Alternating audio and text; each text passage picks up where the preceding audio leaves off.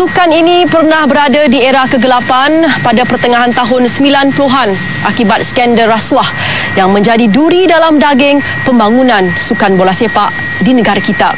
Namun, cukuplah semuanya kita lupakan.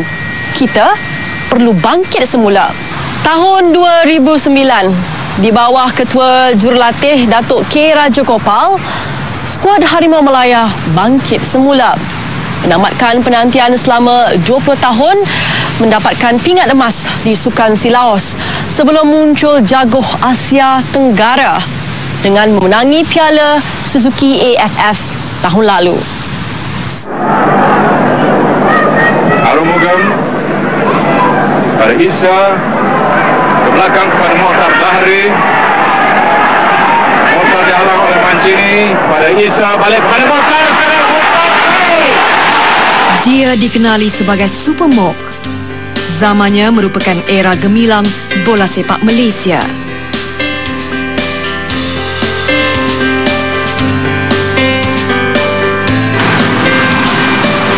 Shahrin Majid, bekas pemain kebangsaan yang mencipta nama sekitar tahun 1990-an, amat mengagumi kehebatan Super Mok dan rakan seangkatannya.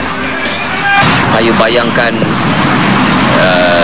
sayalah Muqtada Hari, sayalah Hassan Sani, sayalah Socinan. Saya menggunakan nama-nama mereka untuk saya melagakkanlah apa yang telah mereka persembahkan di kaca televisyen lah.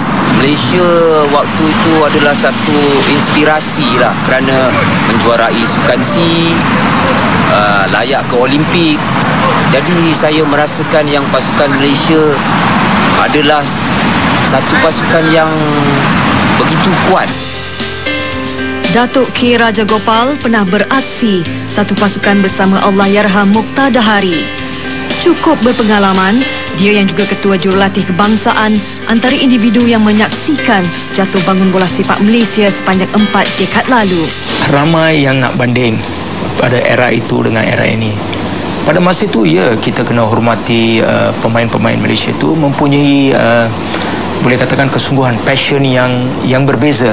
Ramai yang tak faham bahawa dulu ini tidak ada beberapa pasukan. So sekarang kalau mana-mana pun format dah tukar, kelayakan dah tukar, kita ada 45 pasukan atau di Asia.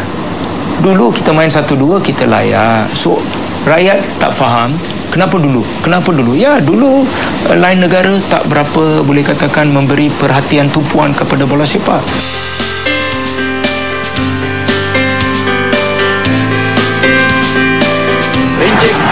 Bermula seawal tahun 1921 dengan Piala HMS Malaya, Liga Malaysia diselia secara profesional pada 1993 dengan harapan dapat mempercepatkan perkembangan sukan bola sepak negara. Namun setahun selepas itu, kegemilangan dan kecemerlangan bola sepak negara jatuh merundum. Maruah tercalar akibat skandal rasuah terbesar yang melanda arena sukan ini.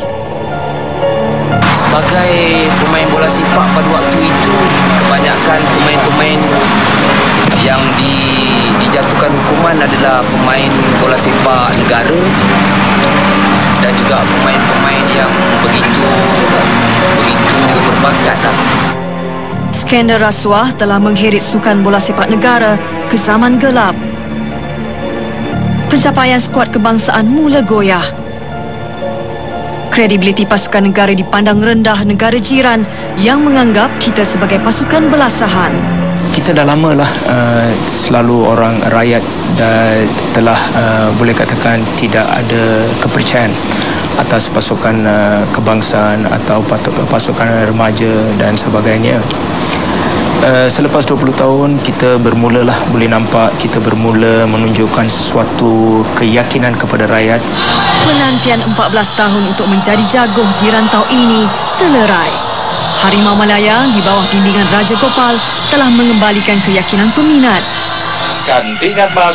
Bermula sebagai penjaga gol pilihan ketiga bagi pasukan Kelantan, Khairul Fahmi Cik Mat antara bintang baru bola sepak negara. Dia kini penjaga gol utama skuad Harimau Malaya. Khairul Fahmi Cik Mat, penjaga gol negara. Aku tak tahu apa kekuatan saya sebenarnya kan. Orang boleh nilai, mungkin saya kecil, pendek kan. Sebagai orang tengok macam goalkeeper ni pendek, kecil kan. Boleh kan macam boleh ke goalkeeper ni? So bila kadang dengar kat orang cakap macam tu kan, dengar orang beritahu apa semua, tu saya cakap tak apa lah, aku kecil kan, aku pendek, aku buktikan lah. Berusia 22 tahun, Fahmi dicanang sebagai penjaga gol terbaik Asia Tenggara. Bukan hanya bola sepak, dia juga dikenali sebagai apik di kalangan rakan seperjuangan turut meminati sukan lasak. Sebenarnya saya lakukan waktu sebelum game lah. Sebelum game dan untuk pakai tangan atau time cuti, tapi kebanyakan time cuti lah. Tak ada game, baru saya buat aktiviti macam ni lah. Sukan ni dia kuatkan tangan kita, kuatkan tangan dan kaki. Bola pun perlukan kekuatan tangan kaki kan. Lagi saya keeper, saya benda ni bantu saya jugalah untuk body saya.